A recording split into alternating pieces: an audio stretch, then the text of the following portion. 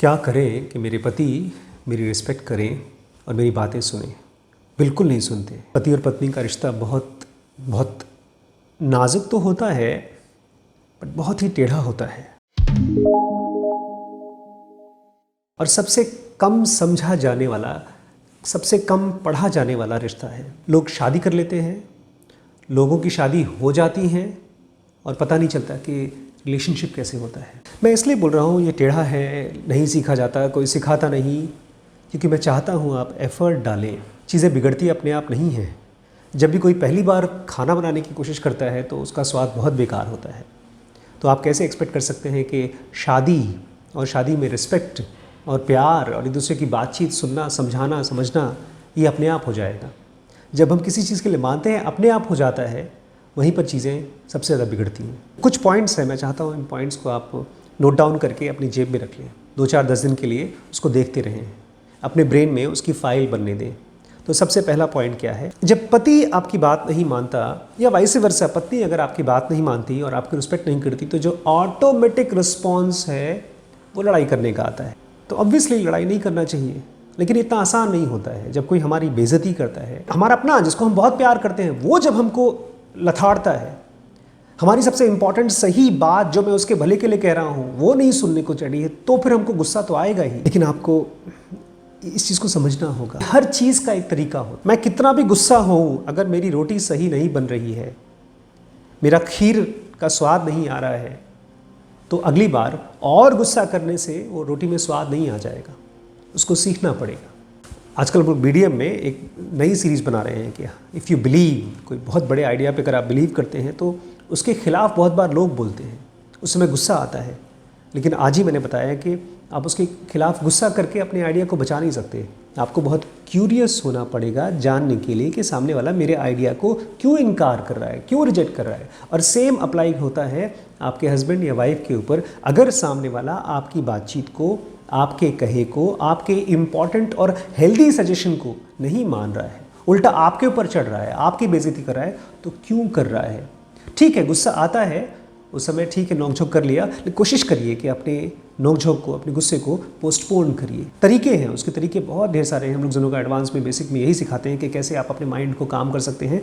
लेकिन वो जो बातचीत है, जो आप कहना चाहते हैं, जो आप चाहते हैं कि आपका बिलवड, आपकी वाइफ या आपका हस्बैंड सुन ले और उससे भी ज़्यादा इंपॉर्टेंट समझ ले, वो क्यों नहीं समझ पा रहा है, इसमें, इस क्वेश्चन में इंटरेस्टेड रहिए। बहुत बार गुस्से में हमको ये मन करेगा कि मैं अपने इनके फ्रेंड्स को डांट दूँ या उनको सुधार दूँ जिन्होंने मेरी हस्बैंड की संगत खराब कर रखी है।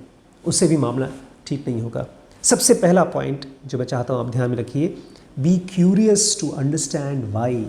ऐसा क्यों? इतनी जल्दी इसका आंसर नहीं आएगा। जो भी क्वेश्चन का आंसर तुरंत आता है और आपको उसका सोल्यूशन नहीं मिलता है, वो राइट आंसर नहीं है। जब राइट आंसर आता है तो खटाक से आपका सोल्यूशन मिल जाता है। इसलिए सबसे पहले बी क्यूरियस कि क्यों क्यों क्यों मेरी बात नहीं सुन रहे। गुस्से में नहीं, पूछना भी नहीं किसी से, खुद से ही पूछना है। जैसे जासूस होता है, सोचता रहता है, ऐसे ही सोचिए, सोचिए क्या है, इन्वेस्टिगेट करिए, धीमे से प्यार से बात करिए, पूछिए कि अच्छा ठीक है, जो मैं बोल रही हूँ उसमें प्रॉब्लम तो बताओ मुझे, और जेन्युइनली पूछिए। हो सकता है इसमें कोई गलती हो, मैं सजेशन दे रही थी और उसमें बहुत बड़ी गलती हो, तो मुझे बताओ। जब आप उनसे सुनेंगी तो पता है क्या होगा, वो भी आपको सुनने के लिए प्राइम होते जाएंगे। उसके बाद सेकंड पॉइंट आता है, जब आप बहुत बहुत बहुत ध्यान से सुनने को रेडी हो जाएंगे, ऐसा हो जाएगा कि वो आपके पास आकर के हर छोटी छोटी चीज़ बताना चाहेंगे। जैसे मैं रिम्पी के साथ करता हूँ, जो भी चीज़ें मेरे साथ होती हैं दिन भर, उसमें से मैं हाइलाइट्स इकट्ठे करता हूँ। मुझे लगता है कि इतनी इंपॉर्टेंट घटनाएं मेरे साथ हुई हैं, वो मैं शेयर करता हूँ अपनी वाइफ से। तो वो भी मेरी बातों को, जब वो अपनी बातें मुझसे कहती है, तो भी मैं उससे बहुत ध्यान से सुनता हूँ। सेकंड रूल ये है, पहला तो है बहुत क्यूरियस हो जाइए, दूसरा है बहुत ध्यान से सुनिए। और ये तभी हो सकता है जब आप सामने वाले को इसलिए सुन रहे हैं कि आप उसको ट्रांसफॉर्म नहीं करना चाहते। आप इसलिए मत सुनिए क्योंकि आप उनसे इज्जत चाहते हैं, आप इसलिए मत सुनिए क्योंकि आप उनसे प्यार चाहते हैं, आप इसलिए सुनिए बिकॉज आप उस इंसान की लाइफ में इंटरेस्टेड हैं।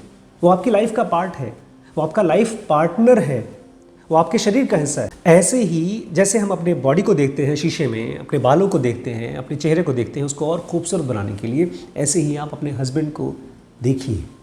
और देखने का सबसे अच्छा तरीका है सुनना। उसकी बातों को ध्यान से सुनिए।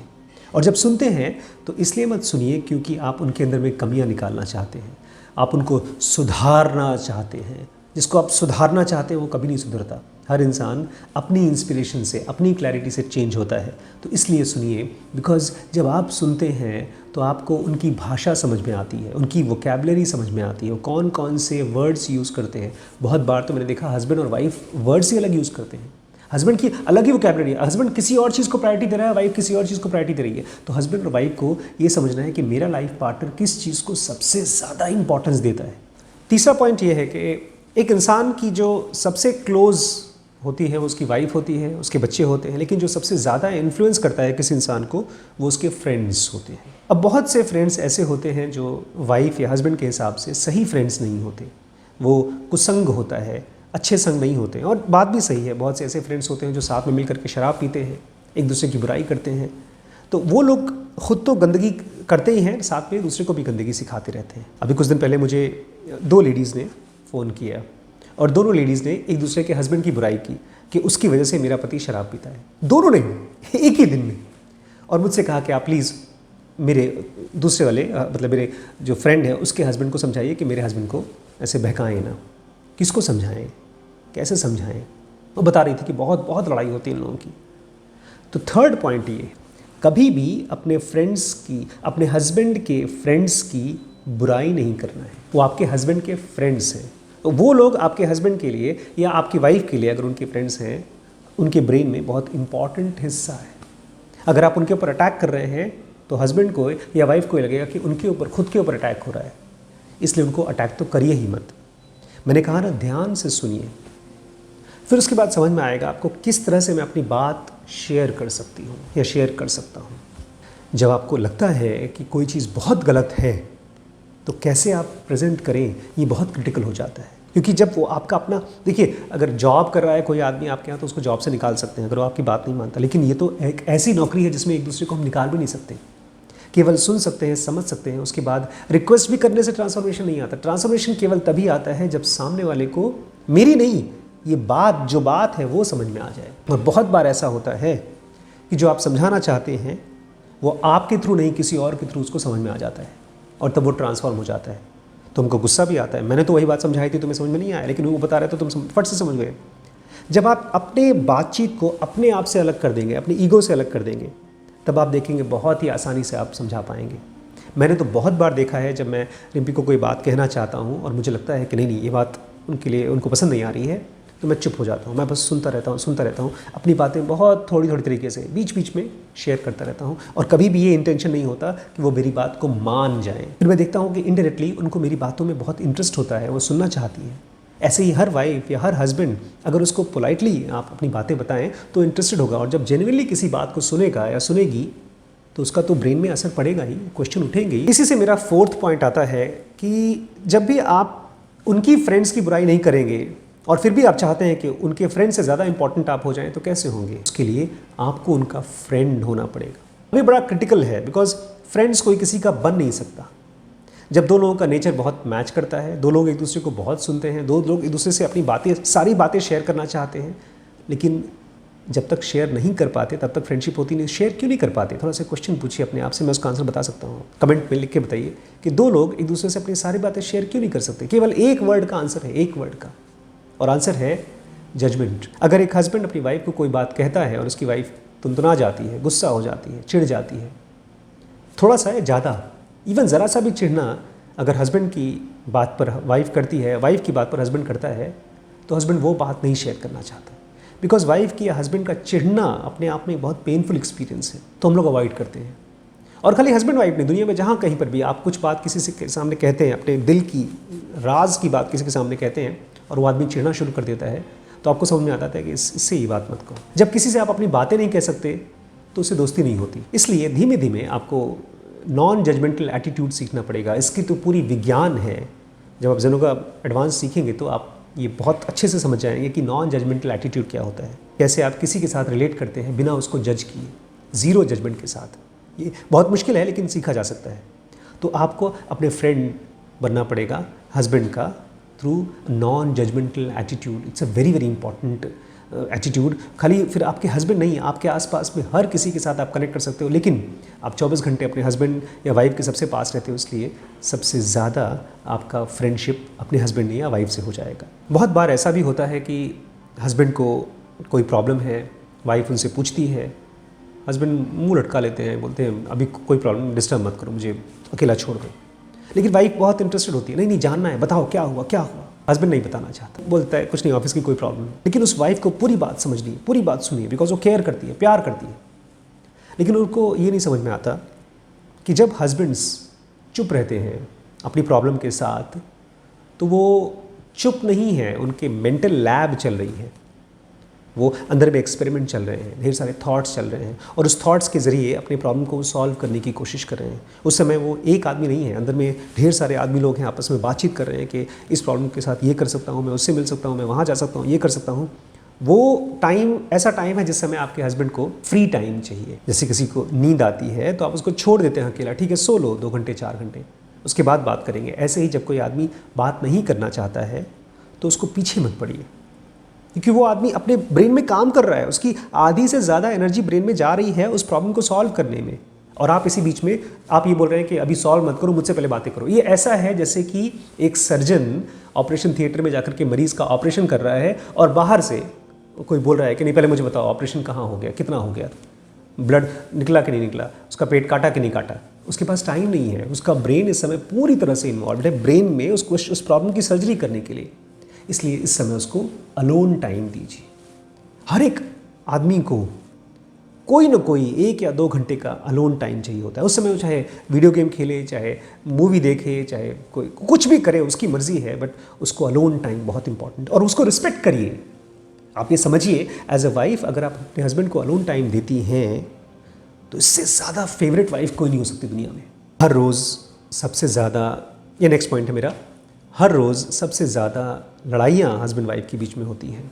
इतने ज़्यादा कंप्लेन इकट्ठे हो चुके होते हैं कि फाइट, कंप्लेन, बेइज्जती नेचुरल हो जाती है। इनफैक्ट हम एक्सपेक्ट करते हैं कि अब जाऊँगा कमरे में चिढ़ेगी, मैं टीवी चालू करूँ चिढ़ेगी, मैं कुछ भी करूँगा मेरी बीवी चिढ़ेगी, और उधर में बीवी को भी लगता है कि मैं तो भले के लिए बोल रही हूँ, क्यों मेरी बात नहीं सुन रहे। एक बात समझिएगा, हर बार जब आप अपने वाइफ से, हस्बैंड से चाहे छोटी लड़ाई करते हैं, चाहे बड़ी लड़ाई हो जाती है, जो कि आप जानबूझ के नहीं करते हैं, उसकी वजह से आप दोनों के ब्रेन में एक स्कार बनता है। जैसे चोट लगती है, जैसे कहीं हाथ कट जाता है तो स्कार होता है, ऐसे ही हर बार एक बहुत हल्का सा स्कार लगता है, और उस हल्के से स्कार की वजह से आप दोनों के बीच में एक दरार बन जाती है। उससे कोई फ़ायदा नहीं होता है।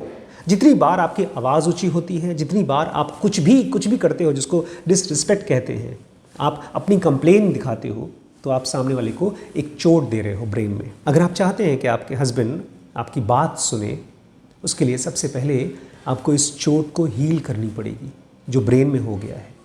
हीलिंग मतलब सामने वाले को टाइम देना, सामने वाले को समझना, सामने वाले को कुछ भी टॉन्ट मारने से पहले, कुछ भी कंप्लेन करने से पहले देखना अपने मन में कि क्या कोई और बेहतर तरीका है इस बात को कहने का।